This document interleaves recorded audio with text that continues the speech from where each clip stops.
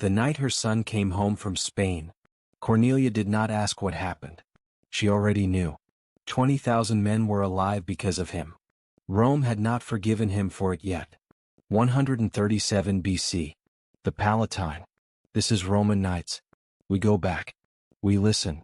We stay a while. 26 years earlier. She has been a widow for 3 years. 2 sons. The Palatine Hill. Morning. The light comes before the city does. Chapter 1. The House on the Palatine. The Palatine Hill before dawn holds its cold. Stone and old wood. The fire from the night before almost nothing. Now. Just coals, orange at the edges going gray. Below the city. Is beginning. Cartwheels on stone. Mule. The sound of something. Heavy being moved in the dark before the light finds it. Cornelia is already awake. She has been awake for an hour. This is usual. She sleeps lightly. And in pieces the way people sleep when they have many things to hold. She lies in the dark and sorts through them. The list for the day. The letters she owes. The lesson plans for the boys. What Blasius said on Tuesday that she has not yet decided how to answer. Then she rises. She goes to her desk before she calls the household. This is the best hour. Quiet. The lamp. The wax tablets. Or the papyrus depending on what she is writing. She writes most mornings. Not for the Senate. Not for the Forum. For herself and sometimes for people she wants to remember things. Her children. Friends in other cities. The record of what the boys say when they are small. Before time refines it into something else. She wrote about Tiberius at 6 speaking to the wall. The exact words he used. She has not looked at it since. She does not need. The habit of writing fixes the thing more than the reading of it does. The room is her husband's room. It has been 3 years since Tiberius Sempronius Gracchus died. She has not changed the room. This is not sentiment. It is a choice. She has not yet made. Every morning she makes the smaller choice. The same chair at the same desk with the same view of the hill. And the city below. He was a careful man. 57 years old and still careful. He held the consulship twice. He governed Sardinia and Spain and was careful in both places. He spoke in the Senate for 30 years. He made enemies selectively. This was not easy. She had watched him do it. She had studied it the way she studied things that were useful. Rome liked him. This was not nothing. Rome is very good at not liking people. As the practice. He left her 12 children. 9 of them died before they could walk. This is not unusual. She knows women who have lost more. She knows women who have lost fewer.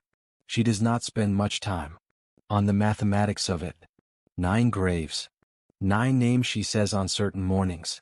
When she is at her desk and the city is still dark and no one needs anything from her. 3 survived. 2 sons and a daughter. Sempronia, who is married to Scipio Aemilianus and lives on the other side of the hill. Tiberius, who is 6 and already organizing his world into lists. Gaius, who is 1 and already trying to reach things that are too far away. Rome sent proposals after her husband died. A widow of her name and her standing. The offers came carefully. From men who counted names. She received them. She listened fully. To each one. She used the man's name at the end of her answer. Once where it would do the most work. The man left feeling he had been heard. She had answered before he finished asking. One offer came from a king. Ptolemy VIII, ruler of Egypt, sent a formal embassy. Gifts. Wine from Alexandria. A letter composed by very good scribes. He proposed that Cornelia come to his court. He proposed to make her queen of Egypt. She read the letter twice. She called for the emissary. She received him in the atrium. It offered water and asked about the crossing from Alexandria. It asked about the harbor at Ostia, whether the autumn winds had been difficult. She used his name. He felt welcome. He told her more about the crossing than he had intended to. She thanked him. She sent word the following morning. The answer was no. She did not explain the answer. Explanations are for people who doubt the decision. She did not doubt it. She had 2 sons on the Palatine.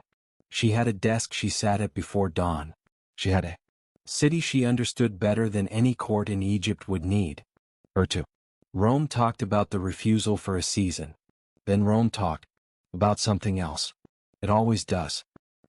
The boys. Tiberius at 6 has a quality of attention that is unusual. He watches things before he touches them. He asks a question and then waits through the full answer before asking the next one. He's not patient in the way that is also inert. He is patient in the way of a person who is filing things as they arrive. Gaius at 1 is already different. He does not watch before touching. He reaches. He falls. He reaches again. He has an expression when something does not work. That is not quite frustration. It is more like recalculation. He looks at the thing that did not work. He looks at his hands. He tries a different approach. They're good boys. This is the word Rome would use, and it is not wrong, but it is not the complete thought. She keeps 2 teachers. Blasius comes from Cumae. He has ideas about land and justice, and what a city owes its people. He is not the only person in Rome who thinks these things. He is one of the few who says them clearly. He has theories about the public land, about the old Licinian law that limits how much a single man can hold, about what has happened to the law in the past 2 generations. Cornelia listens to Blasius and sometimes disagrees. She does not say so in front of the boys. She files her disagreements for later, the way she files most things. Diophanes comes from Mytilene.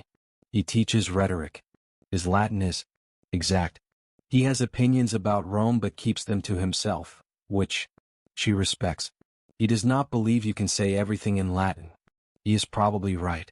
Tiberius practices speeches in front of the wall. He is 6. He does not know this is unusual. He picks subjects. The correct method of bridge building. The character of Alexander. The grain shipments from Sicily. Diophanes listens from the doorway sometimes. He does not interrupt. He makes notes. A woman comes to visit in spring. She is the wife of a senator from the Esquiline. She sits in the atrium and talks about her jewelry, the gold, where it came from, what the craftsman charged. She holds her wrist toward Cornelia and the light catches the bracelet. Cornelia looks at the wrist. She calls for the boys. They come from the garden. Tiberius first, dirt on one knee, standing straight. Gaius behind him, moving more slowly already, watching the visitor the way he watches everything new. Cornelia says, "These are my jewels." The woman looks at the boys. Tiberius stores this and goes back to his tablets. He has heard his mother say unexpected things before. He knows she means them. He will think about what this one means when he has time. Gaius does not move. He looks at his mother. He looks at the woman. He looks at the bracelet. He looks at his mother again. "Why did you say that?" he asks. Cornelia tells the woman it was very kind of her to visit. It uses her name. The woman leaves feeling she was expected and welcome. She is not sure why. Gaius follows Cornelia into the next room. He says, "Why did you say that about us?" She says, "Because it was true." He thinks about this. He says, "More true than the bracelet?" She says, "Different." He thinks about this longer. Then he goes back outside. It can hear him from the window. He has decided to continue the argument with Tiberius, who already has opinions on the subject. That evening she sits in the room that is still her husband's room. The boys are asleep. The fire is lower. The city makes its night sounds through the walls. She thinks about what she wants for them. It is not a complicated thought. She has had it many times. Becomes simpler each time, not more complex. She wants them to have a purpose before the city gives them one. The Senate will want them useful. The people will want them to be symbols of something. Men with great names carry other people's needs before they have finished finding their own. She has watched this happen. She has watched it happen to her father, to her husband, to men she respected. She wants the boys to have a purpose first, before the forum, before the first campaign. Before anyone offers them something they cannot refuse. She goes to check on them. Tiberius is on his back, still, one arm across his chest, already organized even in sleep. Gaius has moved to the far end of the bed. His arms are wide, like a man who has decided to take up more space than he started with. She stands in the doorway for a moment. Then she goes back to the dark and the cooling fire. Chapter 2: What the City Expects. The boys grow the way boys grow, in different directions at the same time. Tiberius at 10 has the quality his father had, but faster. He reads a document and remembers it. He reads a law and asks who wrote it and when and what they were trying to fix. He has started asking Blasius questions about the land commission records. He's 10 years old. Gaius at 5 has not found his method yet. He tries arguments. He tries questions. He tries going quiet for a full day, which he cannot sustain past dinner. He is looking for the way his mind works. He is 5. He has time. Scipio Aemilianus came to dinner in autumn. He was Sempronia's husband. He was also Rome's best general and had known it since he was 30. He wore this knowledge quietly, which made it more visible, not less. Tiberius watched him all evening. After, Cornelia sat with Tiberius at his desk. She says, "What did you see?" He says, "He knows how a room works. He knows where to sit. He knows how long to speak." She says, "What else?" He thought. He says, "He knows what he's not going to say before anyone asks him." She says, "Yes." That was all. She went to check on Gaius.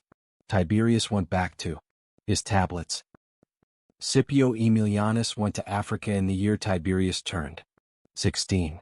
Rome had been fighting Carthage intermittently for a century. The Third War had been slow and inconclusive. The Senate kept sending generals. The generals kept failing to finish it. The city of Carthage stood on its peninsula, battered but intact. Its walls still up, its people still inside. The Senate gave Scipio the command. He was the man Rome sent when it wanted something done that other men had not been able to do. Tiberius went with him. Junior officer. Quaestor's staff. It was 16. This is how it worked for sons of names like his. You went early. You watched someone who knew. He was gone a year. Cornelia wrote him 4 letters. She received 2 in return. His were precise and factual like his speech. The supply lines. From Sicily. The engineering of the siege works. 1 paragraph. About the weather. 1 paragraph about the men. He did not write about what he felt. She did not expect him to. She read for what was between the sentences. She read the weather. Paragraph twice. She could tell he was all right. Gaius was 11 when Tiberius left. He was 13 when Tiberius came back. He had grown 2 inches. He had also started reading Blasius without being asked. She noticed this. She did not say anything about it. The year Tiberius was in Africa, she sat with Gaius most evenings. Gaius talked. This was not different from other evenings. But the quality of what he said was different. Without Tiberius in the room, he was testing things. Arguments. Positions. The way a young man tests positions when there is no older brother to push. But she listened. She answered when the answer seemed useful. When it seemed more useful not to answer, she was quiet. He asked her once, "Why does the Senate get to own all that land?" She says, "They don't own it. They hold it." He says, "What's the difference?" She says, "One of them can be undone." He thought about this for a long time. She watched him think. He was 13 years old and already had a way of carrying a thought that reminded her of someone. Not his father. Not his grandfather. Himself, probably. He was already becoming specific. The city had opinions about both of them. Rome wanted Tiberius to be his father. Patient. Respected. Useful. In the Senate in the ways that the Senate defined useful. Good. In a campaign. Good in a treaty. No surprises. Rome wanted Gaius to be quieter than he was. Neither of these was what Cornelia wanted. She wanted Tiberius to stay precise after the forum took hold of him. The forum changes what precision means. It makes precision into something performed. She had watched this happen to men who started careful and became merely polished. She wanted Gaius to be careful. He was not careful. He had his grandfather's energy and none of his patience. Scipio Africanus had known how to wait. He had waited years at Carthage before Zama. He had understood that timing was its own form of force. Gaius did not wait. He moved. This was either very useful or very dangerous. She did not know which. She was not sure Gaius knew yet either. Tiberius came back from Africa in autumn. He was thinner. He stood the same way. He ate dinner and talked about the engineering of the siege and asked Gaius about his reading with Blasius. After dinner he sat by the window. Cornelia watched him from across the room. She had known him for 17 years. She had known him when he was 6 and speaking to walls.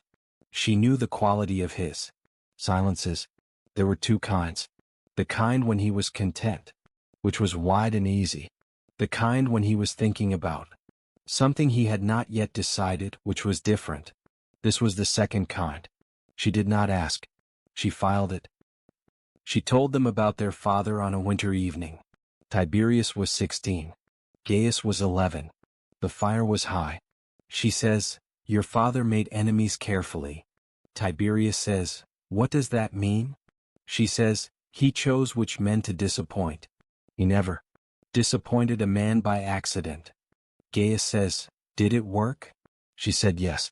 She did not add, "He died at 57 and the Senate moved on." Within the week, some things the boys could learn from Rome itself.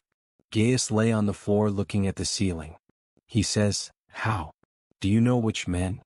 She says, "You look at what they are protecting. Then you decide if you need to touch it." Tiberius was writing something on his tablets. He looked up. He says, "And if you do need to touch it?" She says, "Then you know who your enemy is. That is useful." They thought about this. The fire made its sounds. The city outside was cold and quiet. They will both be tribunes one day. They will both stand in the forum and make the arguments the Senate does not want to hear. She does not know this yet. She knows something else. She knows they are listening in a way that will matter later. She can tell the difference. A child listening for information. A child listening for the shape of things. Both of her boys are listening for the shape. Chapter 3, Carthage. The news arrived in spring. A merchant ship first out of Utica. Then the official messenger. With the Senate's dispatch. Then the forum all at once the way. The forum receives any large thing. Loud and then louder. Then past loud. Past anything that has a specific word. Carthage was gone. Not defeated. Not surrendered in the ordinary way of wars. Gone. The walls pulled down stone by stone. The buildings taken apart. The harbor filled. The ground where the city had stood for 600 years salted. The people who had not already died in the siege sold. 50,000 of them. To Romans mostly. Rome stood in the forum and shouted. This is what 118 years of fear sounds like. When it ends. Cornelia's father had fought Hannibal. This is a fact she has lived inside for her whole life. Scipio Africanus crossed to Africa and met Hannibal at Zama and won. He saved Rome.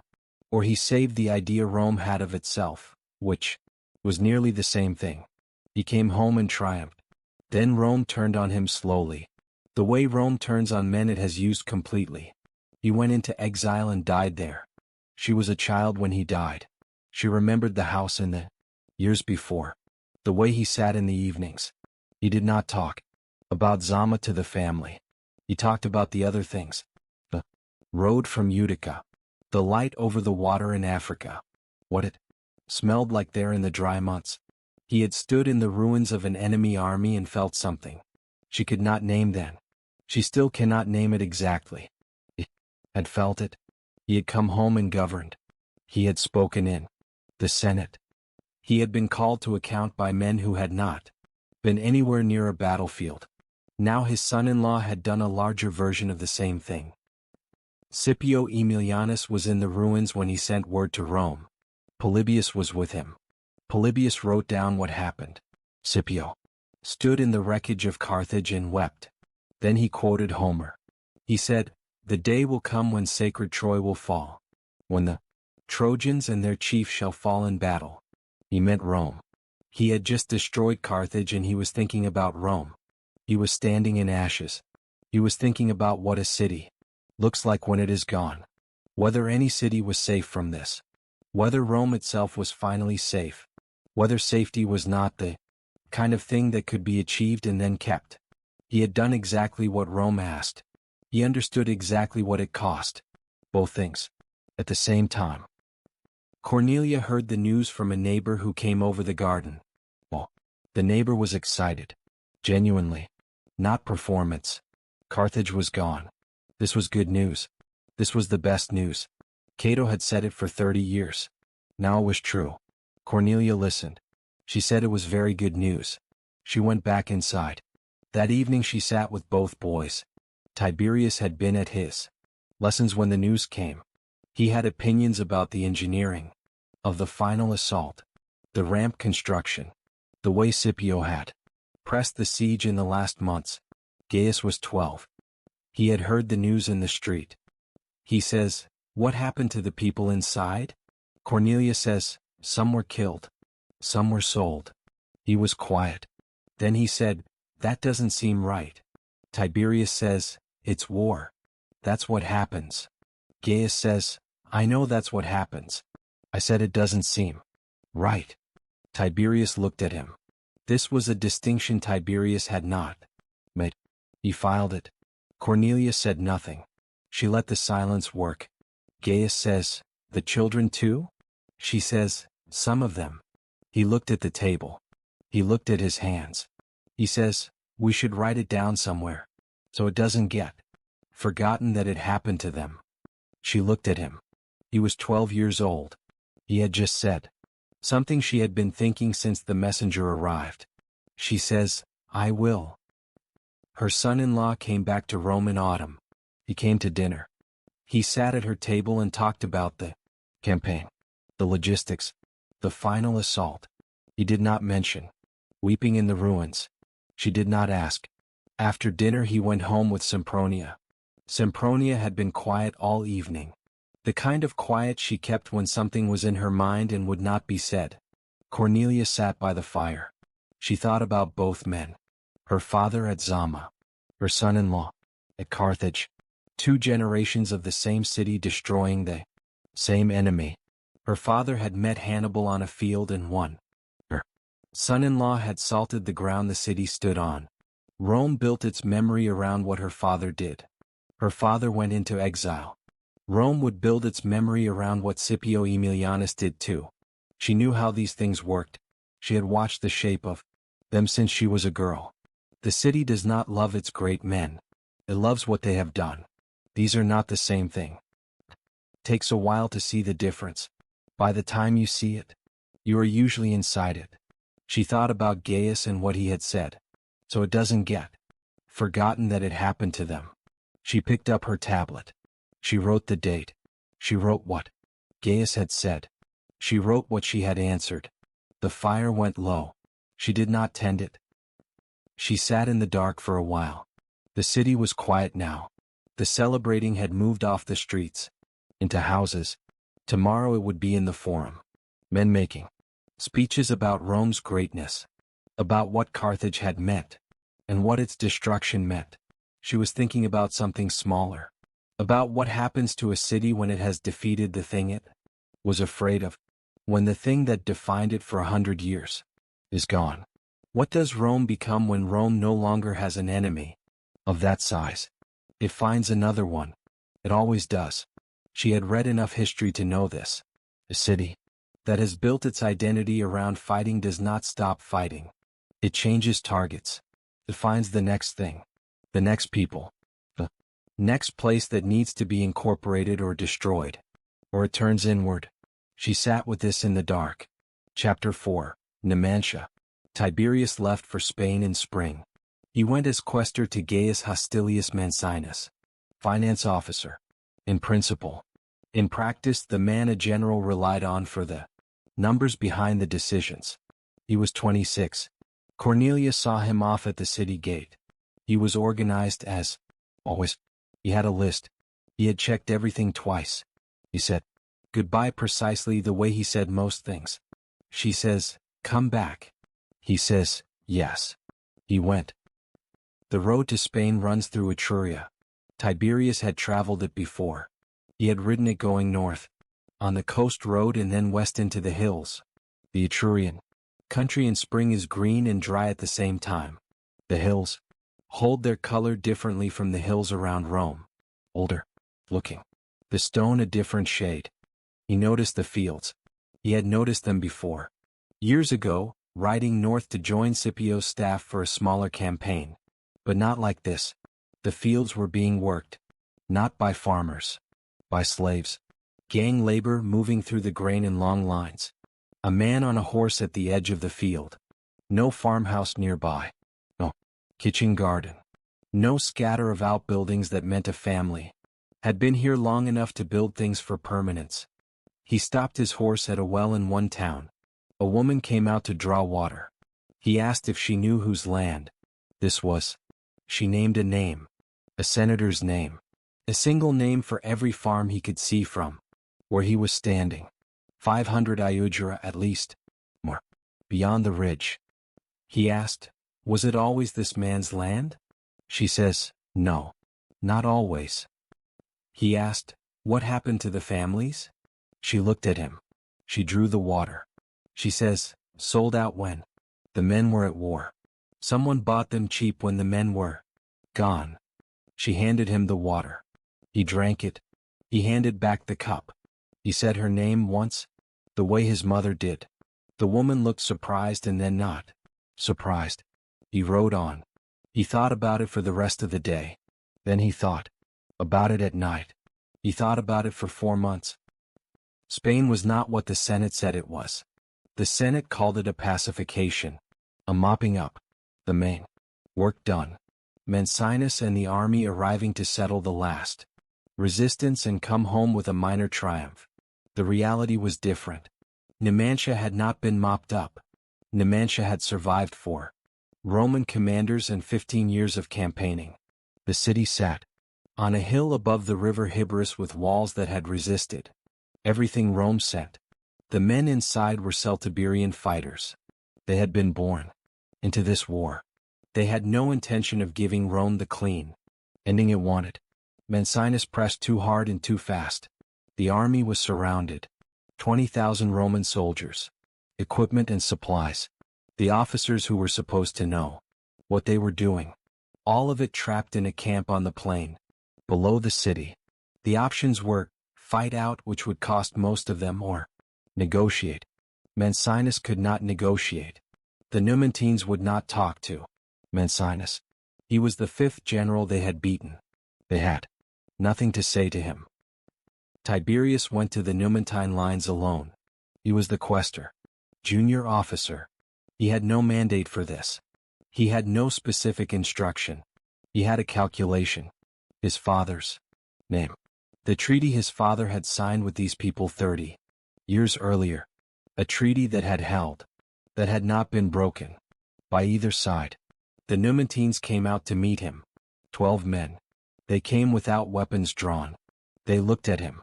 The way men look at a name they recognize. Not warmly. Not with hostility. With the specific attention of people who are deciding whether this situation is different from the ones before it. He told them the truth. He said the army was in no position to fight its way out without massive losses on both sides. He said he was not Mancinus. He said his father had made a promise to their grandfathers and had kept it. He was not promising them the same thing his father had promised. He was asking them to talk. The first day they listened. They went back inside the walls. The second day they came back. They asked about his father. They knew specifics. The terms of the original treaty. The year it was signed. What it had cost their side and what it had given them. 30 years was a long time and they still knew the numbers. He told them what he remembered of his father. Not the Senate. version. The private version. The man who checked the agreement, line by line before he signed it. Who had made the other side check it too. Who had said, a promise is only useful if both sides can describe it the same way. The third day they made a treaty. 20,000 Roman soldiers would leave, alive, with weapons. The Numantines would stand down. Both sides would honor it. Tiberius signed it. The army came home. The Senate met in January. Tiberius was in the chamber. So was Mancinus. So were some of the men whose sons had come home because of the treaty. The Senate voted to repudiate it. The reasoning, Mancinus had exceeded his authority. The terms were unfavorable. Rome did not make deals with enemies from a position of weakness. The precedent was unacceptable. They sent Mancinus back to Numantia, stripped of rank, bound, an offering to the principle that Rome did not lose. They discussed whether to do the same with Tiberius. The debate ran 2 hours. There were men in the room who owed the treaty, not abstractly, concretely. Their brothers were home. Their sons were home. The treaty had brought them home. Men spoke carefully because this was the Senate, but they spoke. The Senate kept Tiberius's rank. It made its position clear in other ways. In the quality of silence that followed him through the building. In the particular combination of courtesy and distance. The Senate deploys it when it has formed an opinion it prefers. Not to state directly. He had saved 20,000 men. Rome had not forgiven him for it. He came home in spring. Cornelia was in the garden when he arrived. She heard the gate. She heard his step on the stone path. It was his step. She knew. She looked up. He was thinner. He stood the same way. She said nothing. He sat across from her. They sat without speaking. Then she said, the men came home. He says, yes. She says, most of them? He says, most of them. She nodded. She says, good. That evening at dinner he was quiet. Gaius talked enough for 3 people. Cornelia watched what Tiberius ate. He ate steadily. Not much. Put down his utensils before he was finished. He was thinking about something else. She had known this about him since he was 7. The eating stopped before the thinking did. After dinner he went to the window. He had something in his mind.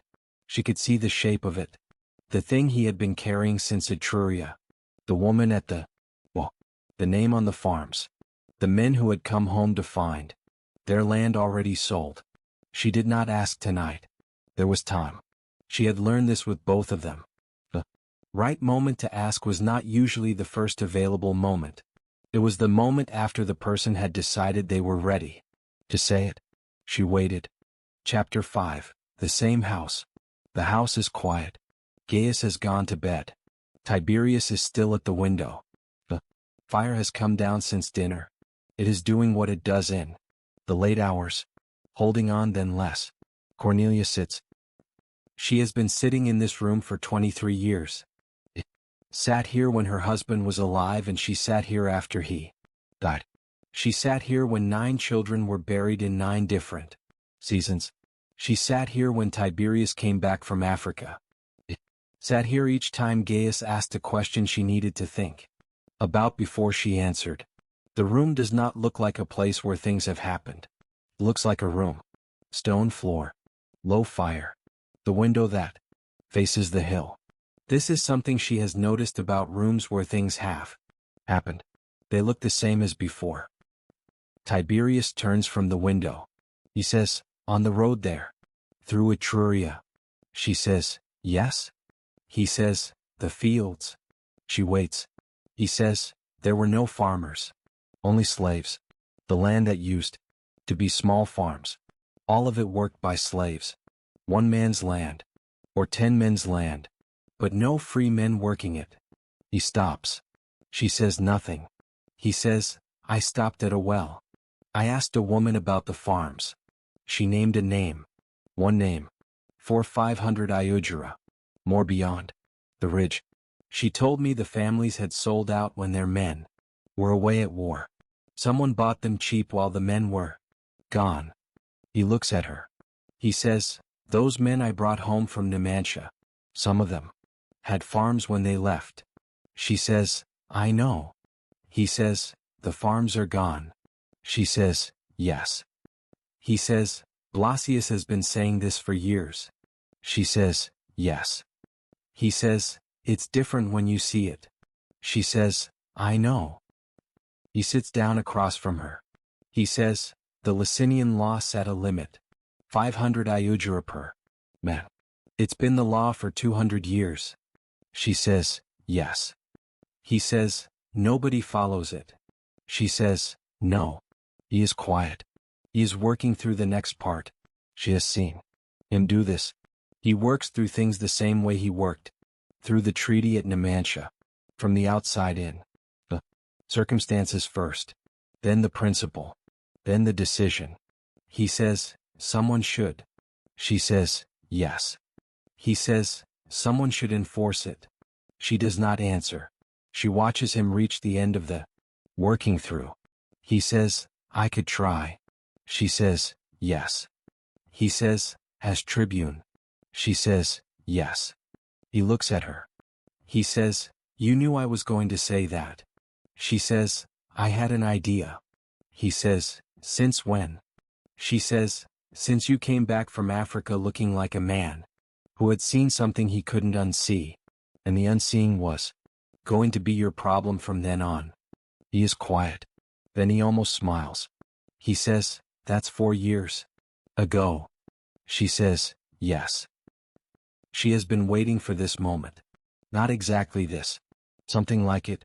The moment when the philosophy stopped being philosophy and became a plan. Blasius had given him the argument. Spain had given him the evidence. The Etruria woman at the well had given him the face. You cannot make a man care about an abstraction. You can make him care about a woman at a well. One who tells him whose name is on 500 farms. Farms that used to have families on them. She does not say any of this to him. She says, what will you do first? He says, I'll write the law. Then I'll find the votes. She says, in that order? He says, yes. I need to know what I'm asking for before I ask.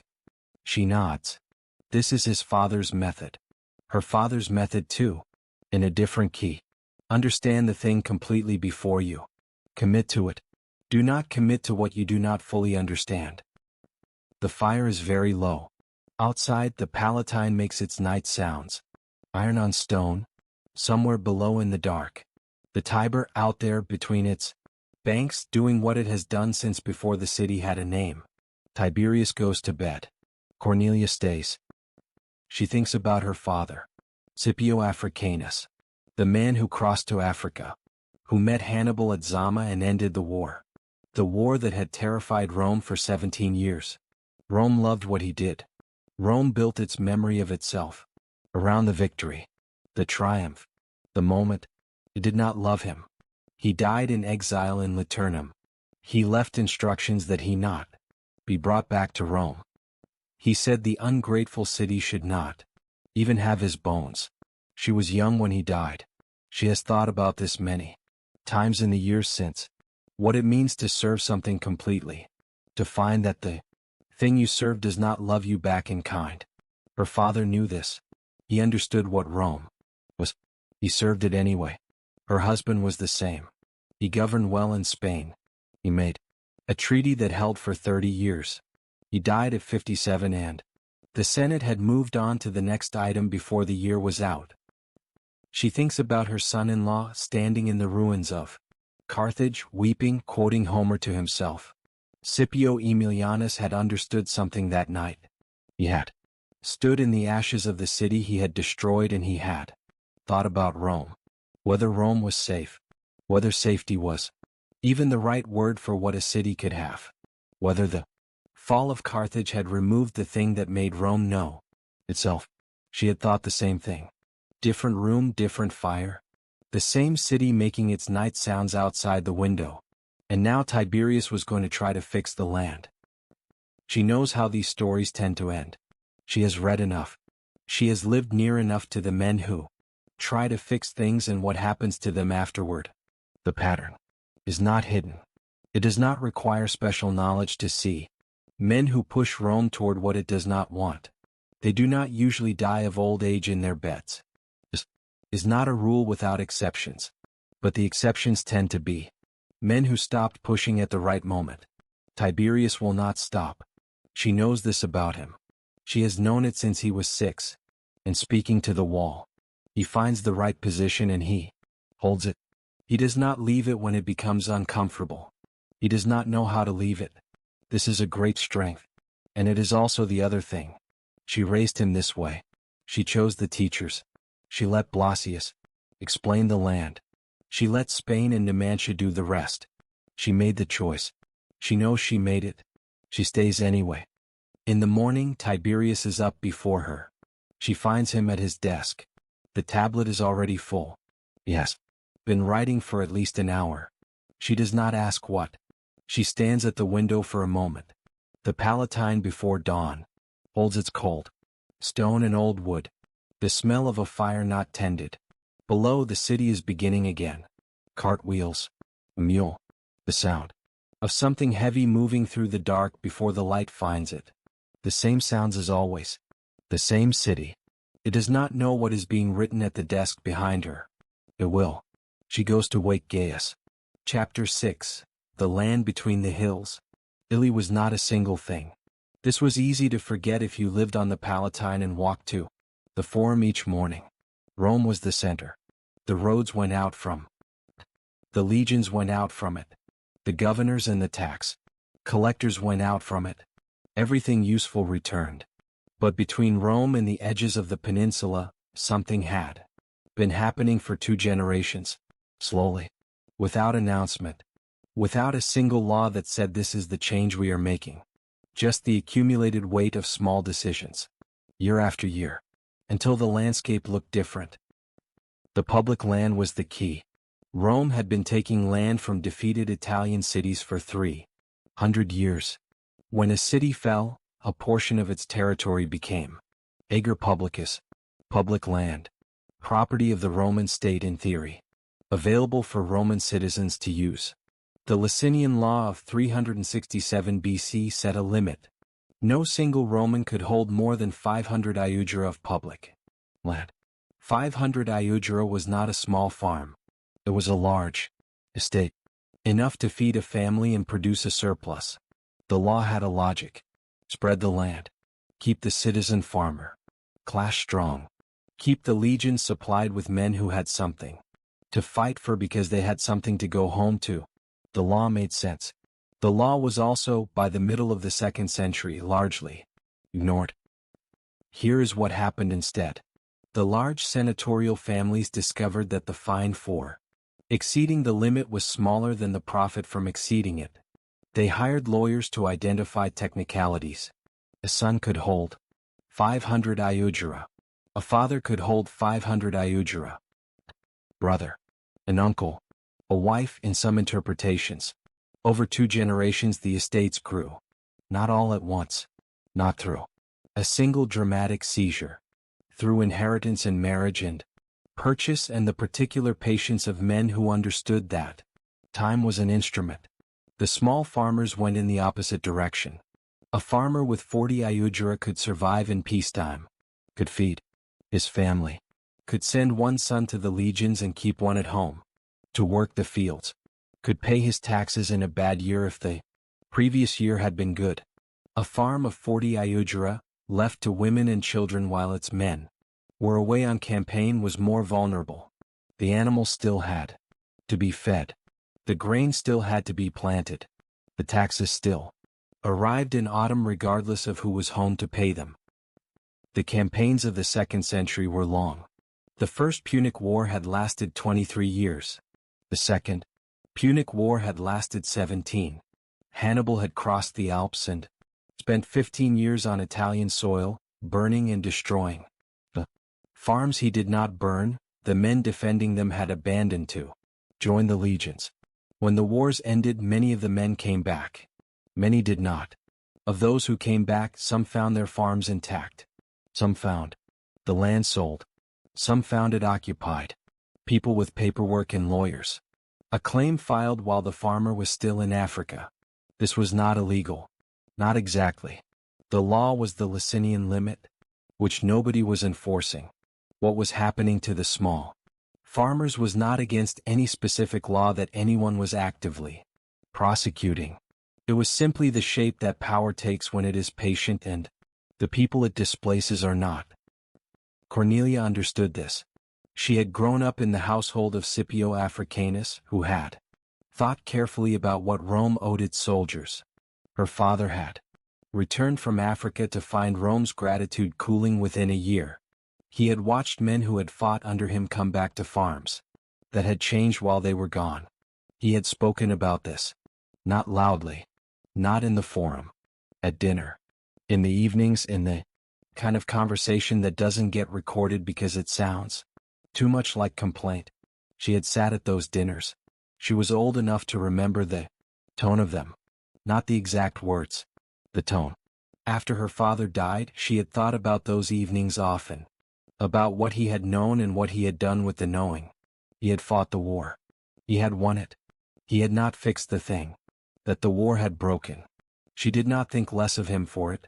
The problem was larger than a single man's ability to fix. But it was the kind of problem that accumulated. By the time Blasius came to teach her boys, the numbers were visible to anyone who traveled. Blasius had traveled. He had come from Cumae, which meant he had ridden through Campania and up the Latin road to Rome. He had stopped at inns. He had talked to people. He had the habit of looking at a landscape the way a doctor looks at a patient, looking for what the surface was saying about what was underneath. What he saw along the roads was this. The small farms were getting smaller and then disappearing. Where there had been a family holding of 30 or 40 iugera, a larger block now stood under single management. Where there had been a kitchen garden and a goat pen, there was grain. Only grain. The monoculture of an enterprise, not the varied planting of a family's subsistence. And the workers were not free men. They were slaves, brought back from the same wars that had sent the small farmers away. Rome took land and took people from the same campaigns. The land was redistributed upward. The people were redistributed into bondage. The small farmer came home if he came home at all. He found that the forces that had destroyed his neighbor's farm were the same forces he had been fighting for. Blasius put it in the language of philosophy. He had Stoic training and knew how to frame things in terms of justice and natural law. He was careful about this with the boys. He gave them the argument in a form they could examine and accept or reject on its merits. Cornelia appreciated the care. She also knew that the raw version of the argument, without the philosophical framing, was simpler. Rome was eating itself, starting at the bottom the way things rot. She watched Tiberius absorb this over years. He did not rush it. He read what Blasius gave him and he asked questions about the sources. He wanted to know where the numbers came from, who had counted the farms, whether the Licinian limit had ever actually been enforced, or whether it was, from the beginning, a law meant to look like a solution without being one. These were the right questions. Blasius said the limit had been enforced in the first century of its existence. There were records, a handful of cases, enough to show it had teeth once. Tiberius asked what had changed. Blasius said, the wars got longer and the stakes got higher. The men who were supposed to enforce the limit were the same men who benefited from not enforcing it. Tiberius wrote this down.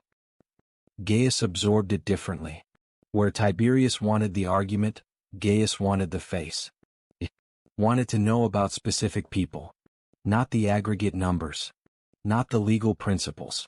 He asked Blasius, what does a man do when he comes back from Hispania and finds his farm sold? Blasius said, he tries to find work in the city, where he finds a man with land who needs labor and works for him, where he joins the legions again because that is the only employment he knows. Gaius said, and the farm stays gone? Blasius said, the farm stays gone. Gaius said, and his children? Blasius said, they grow up without land. They are not farmers anymore. They are the urban poor, or soldiers. Sometimes slaves if things go badly enough for long enough. Gaius looked at the table. He looked at his hands. He said, "We should write that down somewhere, so it doesn't get forgotten." Blasius looked at him. He did not write it down. He thought about it for a long time afterward. The smell of old stone and cooking oil and the river. That is what morning on the Palatine smelled like in those years. The hill holds its cool longer than the city below. The Forum warms first. The smoke from the bread shops in the Suburra rises and reaches the hill by the second hour. By then Cornelia was usually at her desk. She wrote most mornings and sometimes late at night. She wrote about the land in the year before Tiberius left for Spain. She did not call it the land problem. She called it the arithmetic of a city that was winning wars but losing something it could not name. She wrote, when a farmer sells his land because he cannot hold it, the man who buys it gains something. What does Rome gain? She did not have an answer. She wrote the question down because questions without answers are not the same as questions without importance. She left it there. Chapter 7, Before the Forum takes them. Diophanes came on Tuesdays and Fridays. He arrived at the second hour. Always. He wore the same kind of dark tunic regardless of season and carried a leather case for his notes. He had been teaching rhetoric in Rome for 11 years. He had opinions about which Latin words had the most force. He had tested these opinions against large numbers of students and revised them accordingly. He knocked. He was always let in. Cornelia met him in the atrium on his first day. She had reviewed his other students. She asked him 3 questions about method. He answered all 3 precisely. Then she asked him a 4th question which was not about method. It was about Tiberius, specifically. What he had noticed, if anything, that she should know about. Diophanes was quiet for a moment. He said, "Your son processes information before he speaks. It takes longer than other students to begin an answer, but the answer is usually complete when it arrives." She said, "And Gaius?" He said, "Your younger son does the opposite. He begins speaking before he knows where he is going, but he finds his way. He just finds it out loud." She said, "Which is more useful?" He said, "It depends what you are trying to do." She said, "I'll remember that." The question of how to educate a child in Rome had a standard answer. It was not the wrong answer. It was simply incomplete. The standard answer was, find good tutors. Teach Greek. Teach rhetoric. Teach law if the boy was going into the Senate. Teach military history if he was going into the legions. Take him to the Forum and let him observe the great advocates. Find a man of standing who would let the boy watch how things were done at the right level. This was what families of standing did. It worked well enough. It produced senators. It produced generals. It produced men who knew how to navigate Rome and made good use of their names. Cornelia did all of these things. She also did something else. She taught them to look not at the obvious surface, not at what a situation was presenting as its meaning, at what the situation was actually doing. The gap between those two things was where Rome lived, where everything important happened. She started with small things. She would take them to the market, not the Forum. The market in the Suburra. Stalls close together. Fish and turned vegetables. The sharp smell of too many people in too small a space. She would point to a seller and ask, "What is this man doing?" The obvious answer was, selling fish. She waited for the obvious answer and then asked again, "What else?" Tiberius thought about it. He said, "He is watching the woman next to him to see if she is underselling.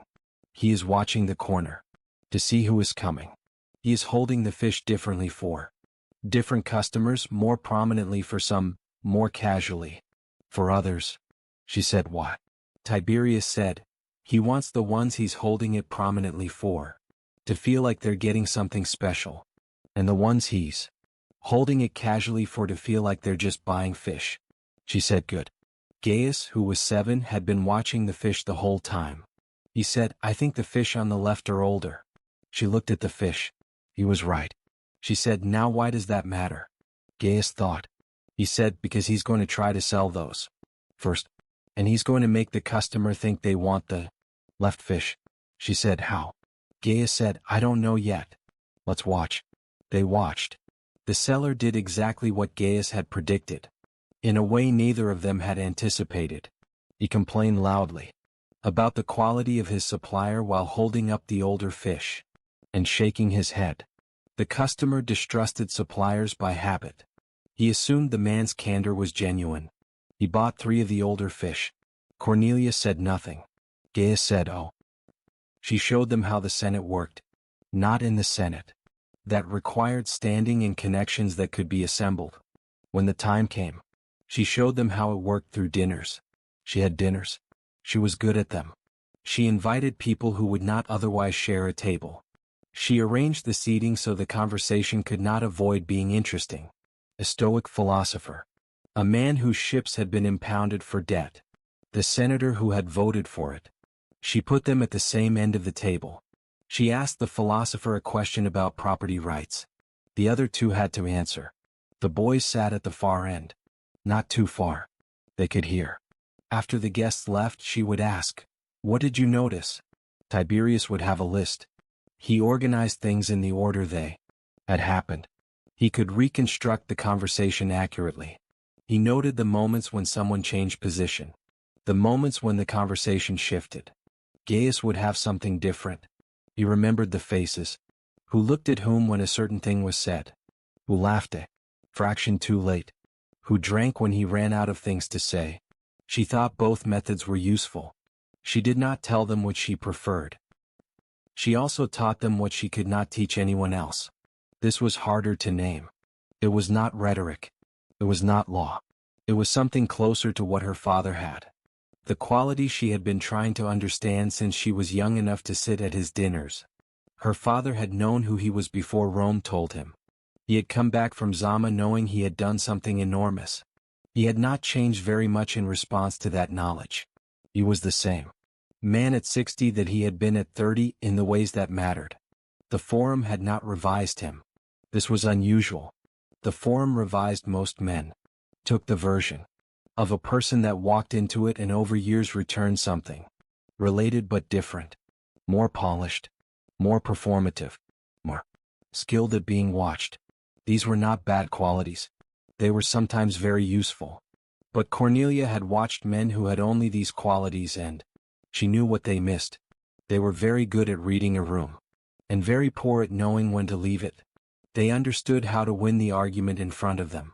They did not ask whether winning that particular argument was worth the cost. She wanted something different for the boys. She was not sure she could teach it. The quality she was looking for was not something Diophanes could. Son. Blasius could give them the theory of justice. He could not give them the feeling of it. The feeling had to come from somewhere else. From experience mostly. From the kind of small decisions that come before the large ones. The decisions that teach a person whether their judgment can be trusted. She could give them situations. She could not give them the response. Tiberius was 14 when she first understood that he had it. They were in the garden. A freedman came to the doorway. One of the slaves, an older man, had broken a tool. He was afraid of the consequence. Tiberius looked at the freedman. He looked at the tool. He said, "What is the tool worth?" The freedman said, "Perhaps 3 or 4 sestertii." Tiberius said, "And the man?" The freedman looked at him. Tiberius said, "If we punish him harshly, what do we lose?" "Not in money. In the household." The freedman said, "He is very good with animals. No one else manages the mule the same way." Tiberius nodded. He said, "Then the tool is the smaller problem." He found the older slave. He told him the tool would come out of his food allowance over the next month. He told him it was not about the tool. It was about telling someone when something broke. Instead of hiding it, he walked away. Cornelia had watched from the doorway. She did not say anything. But she thought, yes, that is the thing I cannot teach. He already has it. Gaius came to it differently. Gaius did not learn it in the household. He learned it in the street. He was 11 when a group of older boys from the Palatine decided that someone smaller needed correcting. Gaius was not the target. He was nearby. He walked over. He said, "What's happening here?" The older boys told him what was happening. Gaius said, "That seems like a lot of people for one problem." This was not a brave statement. It was an observation. The older boys had been certain about what they were doing. After he spoke, they were uncertain. They left. He came home without mentioning it. Cornelia heard about it from one of the household. She said nothing to Gaius. She wrote it down. The date, the observation he had made, and what it had done. She filed it with the other things she was learning about her sons. Rome was going to take them eventually. This was not a pessimistic thought. It was accurate. Rome took the sons of its families and made them useful. Made them senators, or generals or advocates. Made them into the men the city needed. The process worked. Rome ran because of it. But the forum also took something. It took the part of a person that was still forming. The part that had not yet decided what it believed when no one was watching. The process of public life started before that part was finished. The unfinished part got buried under the performance. After enough years you could not find it anymore. Not without a great deal of careful excavation. And most men didn't have time for careful excavation. They were too busy being useful. She wanted to finish the formation before Rome got to it. She was not sure she had succeeded. She was not sure it was possible to succeed entirely. She watched them at dinner. She watched Tiberius organizing his thoughts before he spoke and Gaius finding his way out loud. She watched them argue about things that did not matter and agree about things that did. They were good. She knew they were good. She also knew what was coming. What came for all of them in the... She tended the fire. She sent them to bed. She went back to her desk. The city was dark outside. The Tiber somewhere doing what it did. The morning was a few hours away. She had more letters to write. Chapter 8. The Man Who Understood the Ruins. Scipio Aemilianus came back from Carthage in the autumn of 146 BC. Rome gave him a triumph. This was not in question. He had done exactly what Rome had asked. He had taken a city that four previous commanders had failed to take. He had ended a war that Rome had been fighting in one form or another for over a century. The triumph was the minimum. The procession moved through the city in the old way. Captives first, then the spoils, then the man himself in his chariot, the laurel wreath, the face painted red for the ritual, the crowd, pressed in on both sides. The noise was what a city sounds like after a very long fear. Then nothing. Tiberius was 17. He stood with his mother and watched. Cornelia watched her son-in-law's face. Not the crowd. Not the procession. His face. Scipio Aemilianus had a very particular quality. He knew exactly what any room thought of him and he used that knowledge with the precision of a weapon. He was doing it now. The appropriate expression. The right mixture of gravity and humility. The slight downward tilt of the head. It suggested he knew this was a great thing. That he was not above it. It was perfectly done. She had known him long enough to see through it. Not through it. Exactly. Around it. The thing behind the performance was not cynicism. That would have been simpler. It was something more complicated. It was a man who understood the weight of what he had done. He had trained himself not to show that understanding. The showing would have been too much for the occasion. He had stood in the ruins of a city he had destroyed and wept. And quoted Homer. She knew this. Polybius had written it down. The information had moved through Rome the way uncomfortable. Information moved through Rome. Quietly and efficiently. Passed between people who were not sure what to make of it. But they could not stop passing it on. The dinner afterward was at her house. Sempronia's doing. Her daughter had a gift for arrangements. Knew which combination of guests produced the right kind of evening. She had her mother's understanding of what a dinner table was for. Cornelia placed herself across from her son-in-law. Not next to him. Across. Where she could watch without being watched. He ate well. He talked about the campaign the way survivors of large events do. Practical details. The engineering of the siege. The logistics of the final assault. The problem with the harbor. Nothing about the city itself. Nothing about what it had looked like at the end. Tiberius asked him about the final breach, where the wall gave, what the order of movement had been. Scipio answered precisely. You could see him enjoy being asked a military question by someone who understood the answer. Gaius did not ask about the breach. He was 12.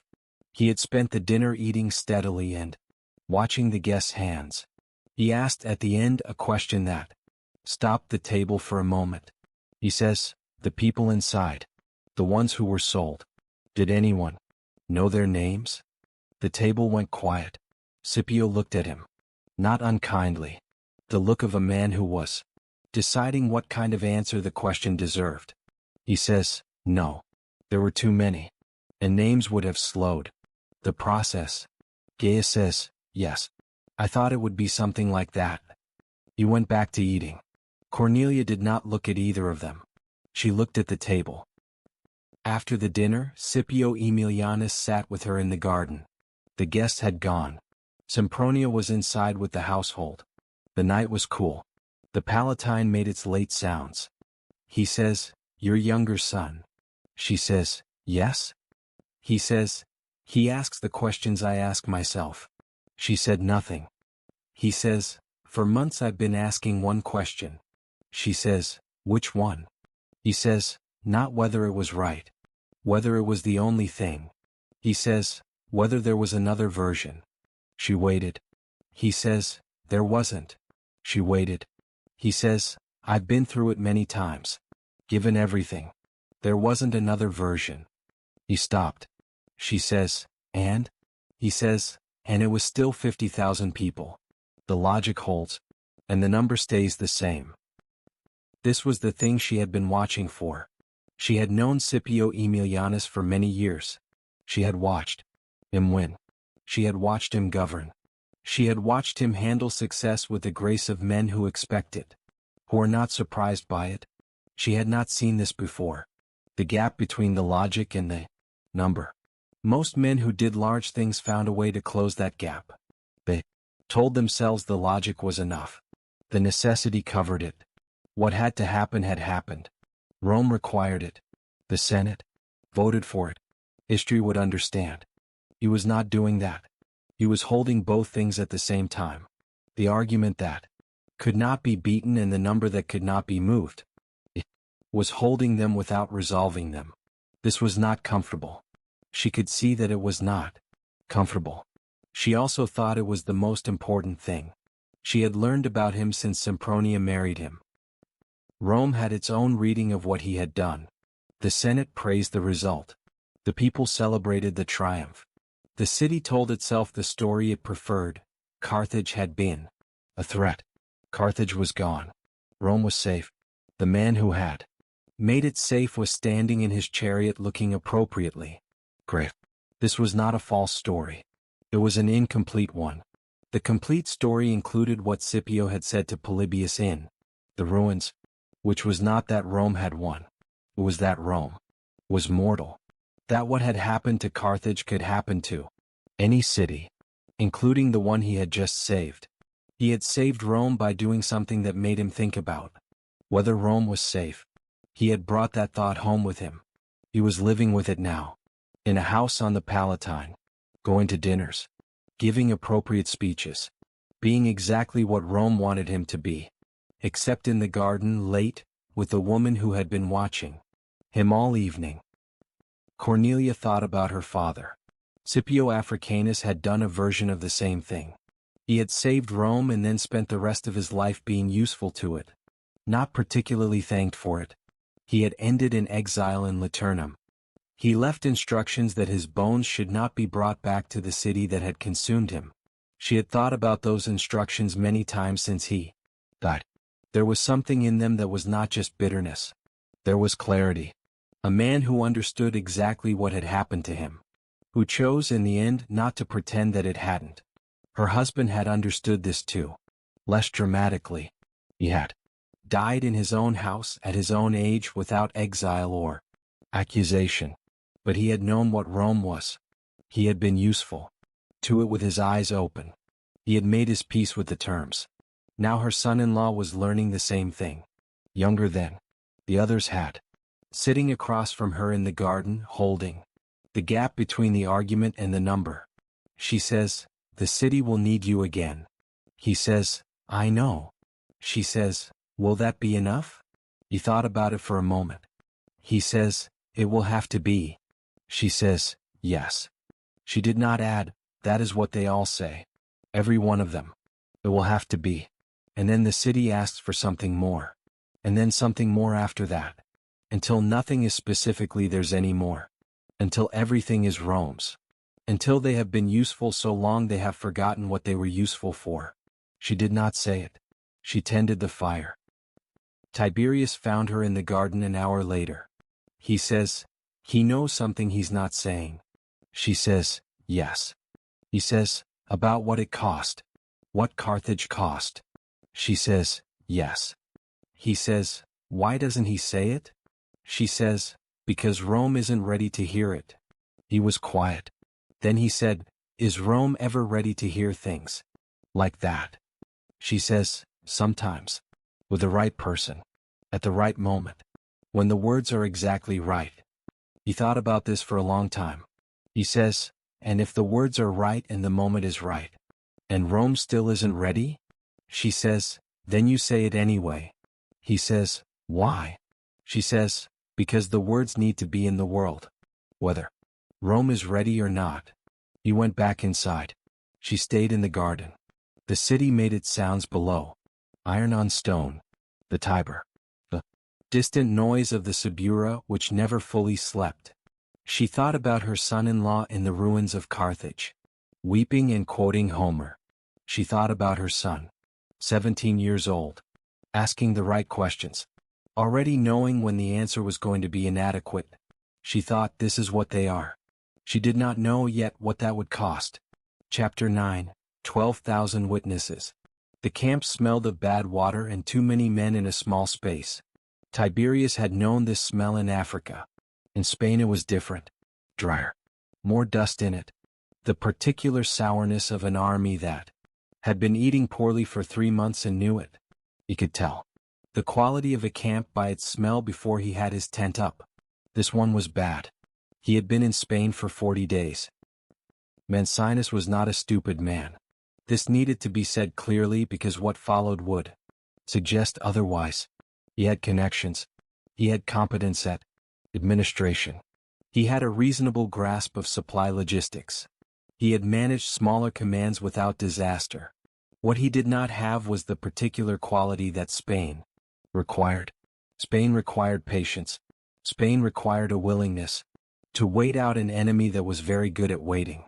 The Celtiberian fighters around Numantia had been fighting Rome for 20 years. Not continuously. In the way mountain people fight. They came down when it suited them. They went back up when it did not. They had storage. They had local knowledge. They had the advantage of men with nothing to lose by continuing, and something to gain by continuing long enough. Mancinus understood this in theory.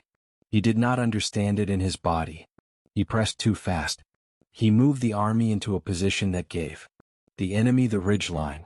He sent out a scouting party. Too large to be invisible. Too small to fight its way back. The scouting party disappeared. 2 days later the Celtiberians came down from the hill. Tiberius counted them as they came.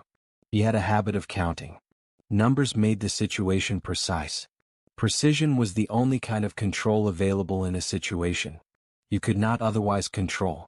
He counted 11,000, possibly 12, moving in the Celtiberian way, which was not the Roman way.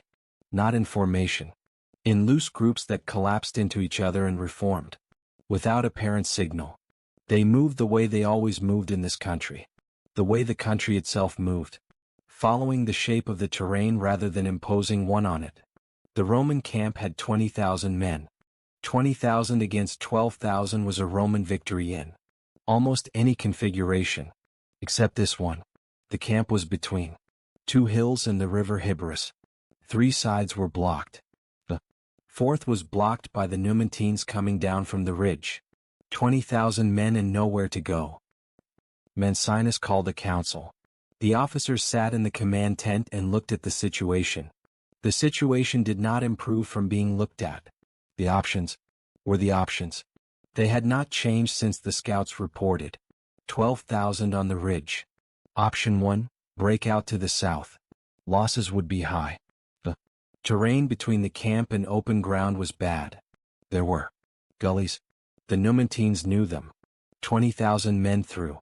Bad terrain against 12,000 who knew the ground. Option 2, hold the camp and wait for relief.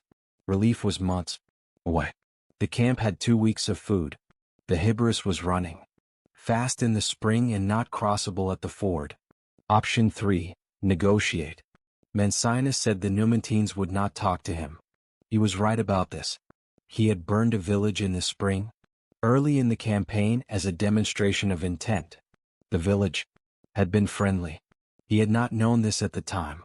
He knew it now. The Numantines knew it at the time and had not forgotten. He looked at his officers. The officers looked at each other. Tiberius said his father's name. There was a silence after he said it. Not a long silence. 3 seconds. Perhaps 4. In those 3 seconds the council remembered. Tiberius Sempronius. Gracchus the Elder. 20 years ago. A different war, a different year. The same people or the people before the people now in the hills. A treaty that had held for 30 years. A promise kept. The name was worth something. Perhaps. He said he would go to the Numantine lines. Mancinus said, you have no mandate for this. Tiberius said, I have a name. That may be enough. It was not the kind of argument that wins a military council. It was the kind of argument that wins when the other options are worse. Mancinus said, go. He went alone. This was important. Not dramatically important. Practically important. 2 men approaching the Numantine lines looked like a negotiating party. 3 looked like caution. 1 looked like something else. Like a man who had decided that the conversation mattered more than his personal safety. He walked out of the camp gate. The ground between the camp and the Numantine position was 150 yards. Was very quiet. The morning was cold. His boots on the dry ground.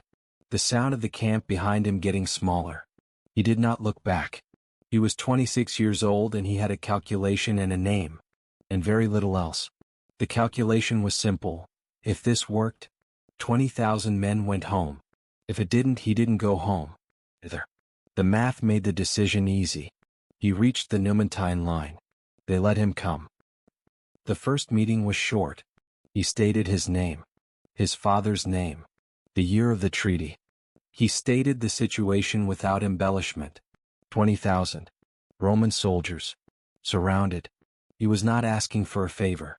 He was proposing a conversation. They looked at him for a long time. They were the kind of fighters who looked at a man the way you look at a tool, assessing whether it was useful or not whether it was admirable. One of them spoke in a Latin that was careful and correct. He said, your father's name. Tiberius said, yes. The man said, he made a promise. Tiberius said, he kept it. The man said nothing else. He went back inside the walls. Tiberius waited. An hour passed. The ground was cold and the camp was quiet. Behind him, he could feel 20,000 men not moving. The particular stillness of an army that is watching something and does not want to disturb it. The gate opened. They came out again. 3 days. The negotiation took 3 days. Not 3 days of continuous talking. 3 days of sessions in the morning, then waiting, then sessions again. They met outside the walls each time. They did not invite him inside. He did not ask to come inside. He learned their names. The man who spoke the careful Latin was called something that did not translate. He used the closest Roman sound instead, quietly once per session where the man could hear it.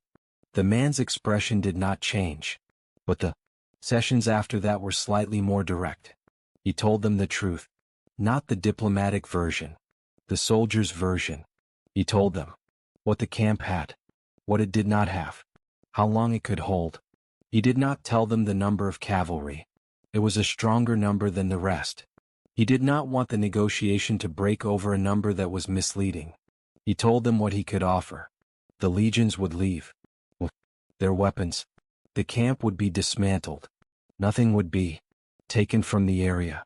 He would sign the treaty personally. The second day they asked about his father. He told them what he remembered. Not the Senate version. The private version.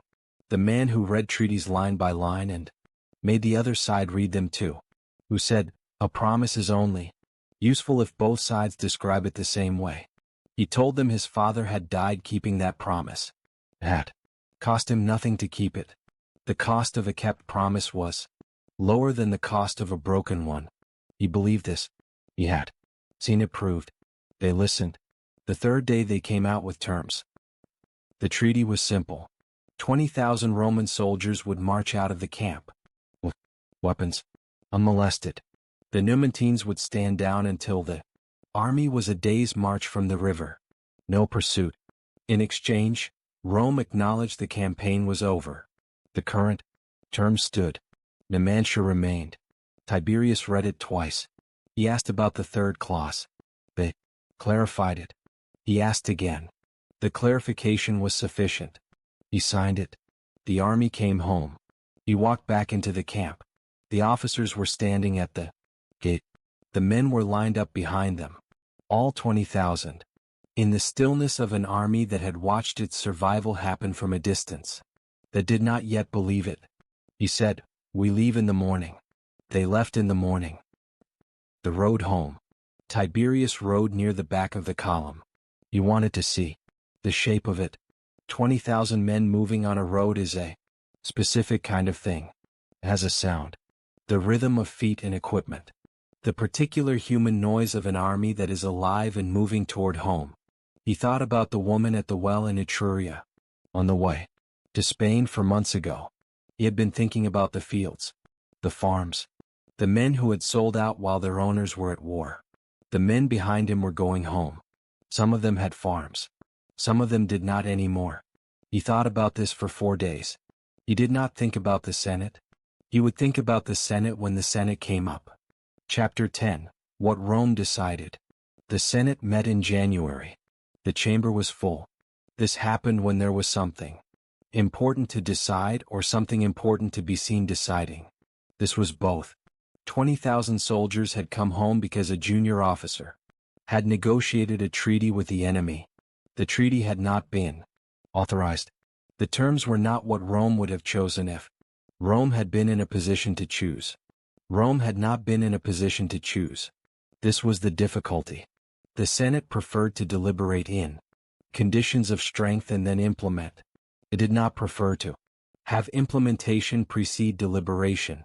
It did not prefer to be presented with a fact and then asked to ratify it. This was, however, the situation. The arguments against ratification were procedural. Mancinus had exceeded his authority.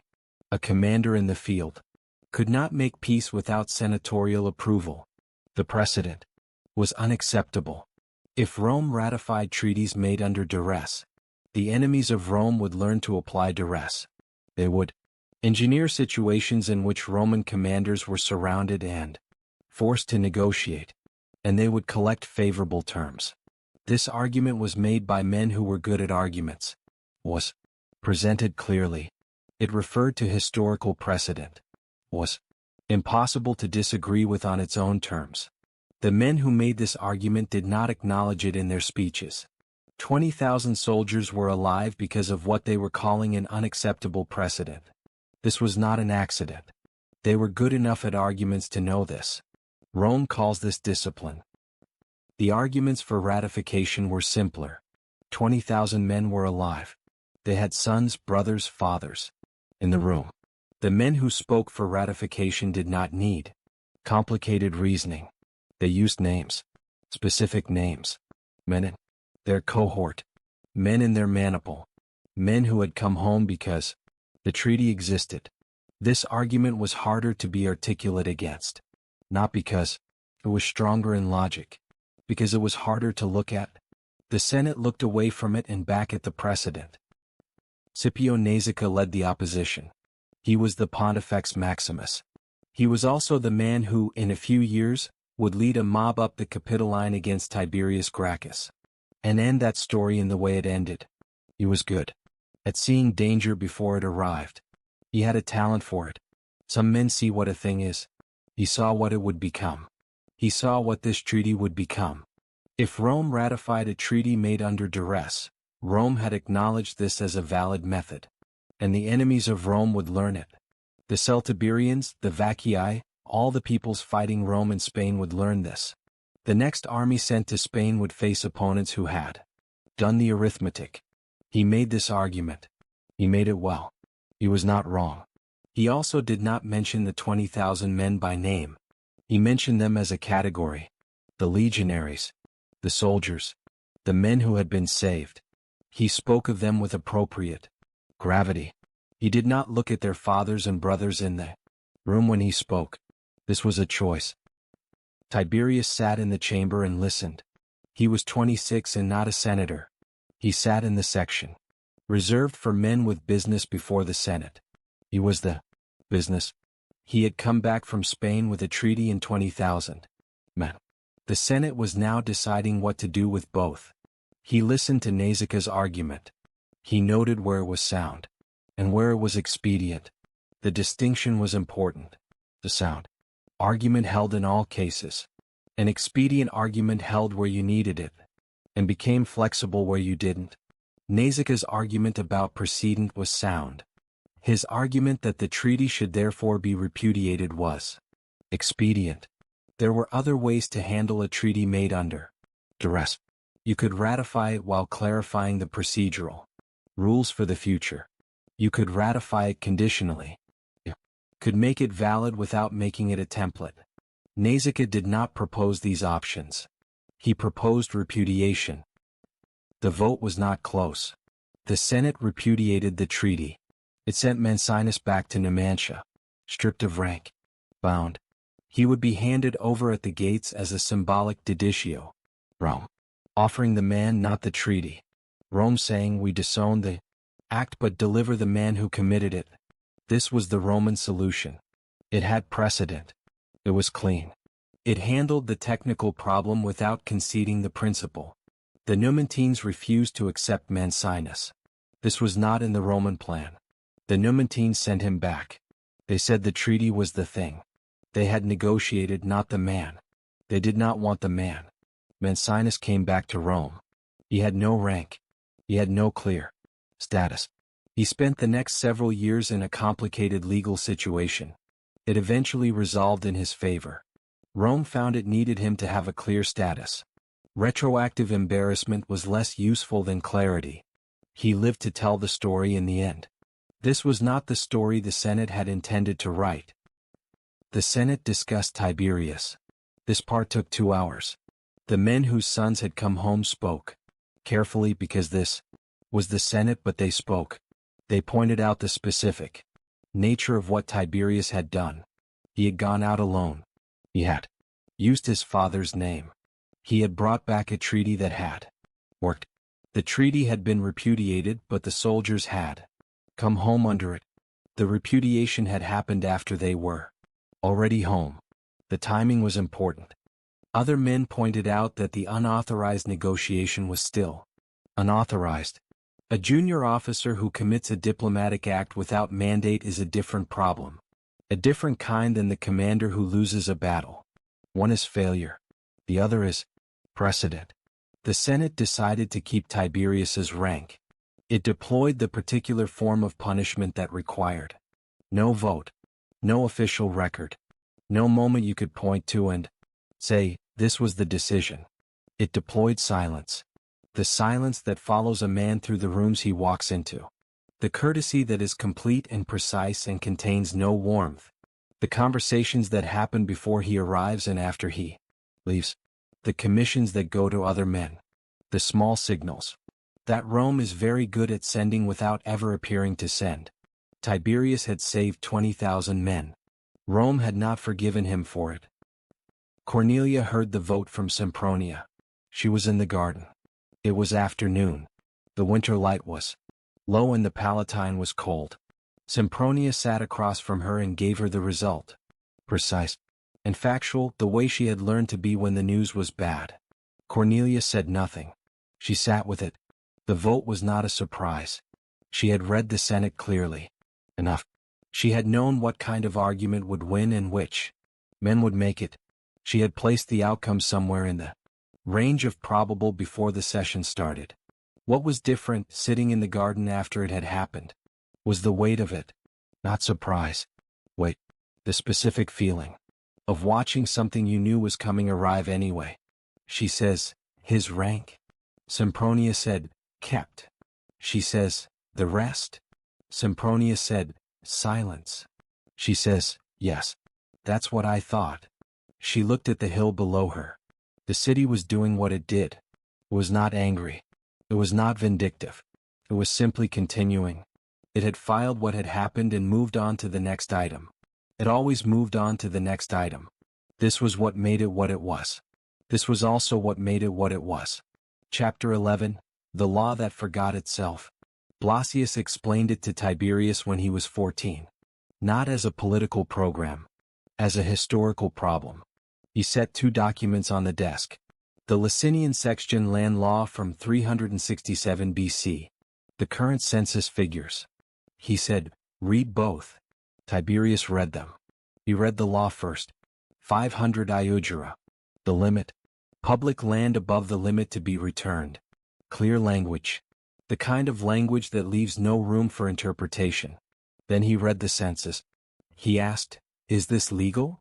Blasius had said, technically no. The limit is still in force. Tiberius had said, then why is no one enforcing it? Blasius had said, because the men who would enforce it are the men who would be enforced against. Tiberius had thought about this. Then he had gone back to reading. The gap between a law and its enforcement was not a new problem.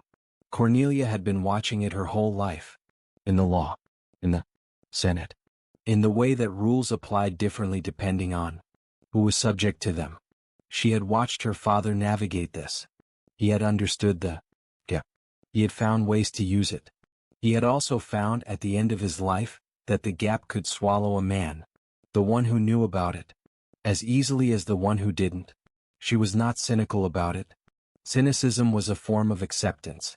She preferred to see it clearly and still believe that seeing clearly was useful. She thought, the law exists. If it exists, someone can use it.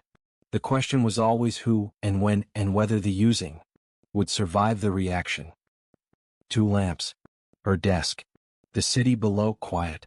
She had the census numbers on her desk. Not the official version. The one Blasius had compiled. It was not a political document. It was a count. Farms, holdings, names on deeds, approximate. Acreage. The numbers were not dramatic. They were worse than dramatic. They were patient. Patient numbers meant the situation had been building for generations. It would not be resolved by a single law in a single session. It would not be resolved without sustained effort. Would not be resolved without enemies. She knew what she knew. She knew Tiberius had read this document. He had read it the way. He read things that became part of him. Not just understood. Filed. Incorporated. Ready. She had watched him read it. She had not said anything. She had not needed to. Blasius had given him the argument. Spain would give him the evidence. The woman at the well in Etruria would give him the face. But the document had been first. She had put it on his desk when he was 14. She did not think about this very much. When she did, she put it away again. Chapter 12, Gaius at 21. The year Tiberius went to Spain, Gaius was 21. He was not a child. He had been a man for 3 years by Roman reckoning. He had done his first military service. He had read law. He had listened to more dinners than he could count. But he was still the younger brother. This was not a complaint. It was a structural fact. Tiberius was. The name Rome was watching.